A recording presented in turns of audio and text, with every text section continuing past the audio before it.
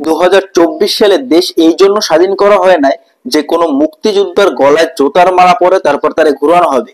2024 সালে দেশটাকে এই জন্য স্বৈরাচার মুক্ত করা হয় নাই যে 1971 সালে যারা যুদ্ধ করছে, যাদের প্রাণ বাজি রাইখা আমাদের দেশটাকে রক্ষা করছে, যাদের প্রাণ বাজি রাইখা পাকিস্তানের হাত থেকে আমাদের দেশটাকে রক্ষা করছে, আমরা বাংলাদেশ, আমরা বাংলা ভাষায় কথা বলতে পারতেছি, তাদেরকে গলায় জুতোর মালা দিয়ে ঘুরানো হবে। এই জন্য কিন্তু দেশটাকে তারা স্বাধীন করে নাই। এই জন্য কিন্তু দেশটা 2024 সালেও স্বাধীন হয় নাই, 2024 সালেও স্বৈরাচার মুক্ত করা হয় নাই। 2024 সালে এসে হাজার হাজার মানুষের রক্ত দিয়ে, হাজার হাজার মানুষের জীবন দিয়ে তারপর কিন্তু দেশটাকে স্বৈরাচার মুক্ত করা হয়েছে।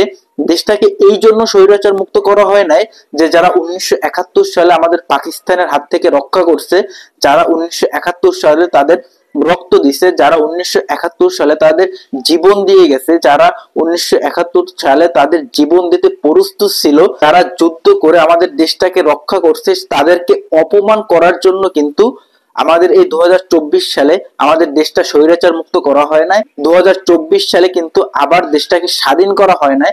আপনারা যারা এই রবিবারের এই ঘটনাটা করছেন, আপনারা কারা করছেন এটা কিন্তু দেশের মানুষ জানে। আপনারা কারা কারা এই ঘটনাটা করতে পারেন, আপনারা কারা এই মুক্তিযোদ্ধার গলায় জোতার মালা দিয়ে তারপর তাকে ঘুরাইতে পারেন, আপনারা কারা তাকে অপমান করতে পারেন, এইটা কিন্তু দেশের মানুষ ভালো করে জানে। এইটা কিন্তু এই দেশের মানুষ ভালো করে বুঝতে পারছে। আপনারা যারা এই কাজটা করছেন আপনারা মোটেই ঠিক করেন নাই, কারণ তারা 1971 সালে তাদের জীবন বাজি রাইখা, তাদের পরিবারের কথা চিন্তা না কইরা, তাদের ছেলে মেয়ের কথা চিন্তা না কইরা তারা আমাদের জন্য স্বাধীনতা ছিনিয়ে নিয়ে আসছিল। তারা তাদের জীবনকে বাজি রেখে তারা আমাদের জন্য স্বাধীনতা ফিরিয়ে আনছিল। 30 লক্ষ মানুষ জীবন দিছিল, 30 লক্ষ মানুষ শহীদ হয়েছিল আমাদেরকে মুক্ত করার জন্য, আমাদেরকে স্বাধীন করার জন্য। কিন্তু সেই স্বাধীনতা যারা আমাদেরকে আয়না দিছে, আমরা 2024 সালে আইসা স্বাধীন কইরা, 2024 সালে আইসা স্বৈরাচার মুক্ত কইরা আমরা তাদেরকে অপমান করতেছি, তাদেরকে জুতার মালা গলায় দিয়ে তাদেরকে ঘুরাইতেছি। এইটা আপনারা যারা করতেছেন এটা মোটেও ঠিক করেন না আপনারা। আর আপনারা কারা এই কাজটা করছেন, জঘন্যতম কাজটা করছেন, এইটা দেশের মানুষ জানে, এইটা সারা বাংলার মানুষ কিন্তু ভালোভাবে জানে। আপনারা এখন পর্যন্ত কিন্তু কোনো ক্ষমতায় যান নাই, তারপরে আপনারা যেটা শুরু করছেন এটা কিন্তু আসলে কোনো মানুষ চায় না। এইটা 2024 সালে আইসা, 2025 সালে আইসা বাংলাদেশের জনগণ কিন্তু এটা চায় না।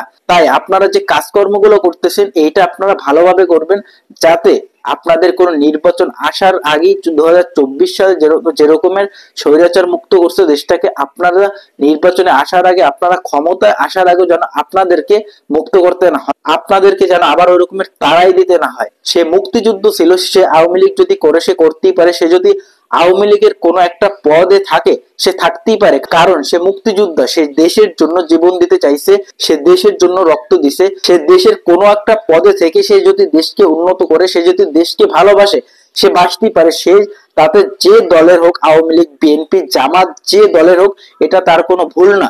সে দেশকে ভালোবেসে বিদায় তাকে কোনো একটা পদ দেওয়া হয়েছে, সে কোনো পদে থাকতেই পারে। এই জন্য যে তার দল ক্ষমতা থেকে গেলে তাকে আপনারা অপমান করবেন, তার গলায় জুতোর মালা দিয়ে আপনারা ঘুরাইবেন, এটা আসলে কাম্য না। সে একজন মুক্তিযোদ্ধা, সে দেশের একজন সম্মানিত ব্যক্তি, তাকে সম্মান দিতে হবে।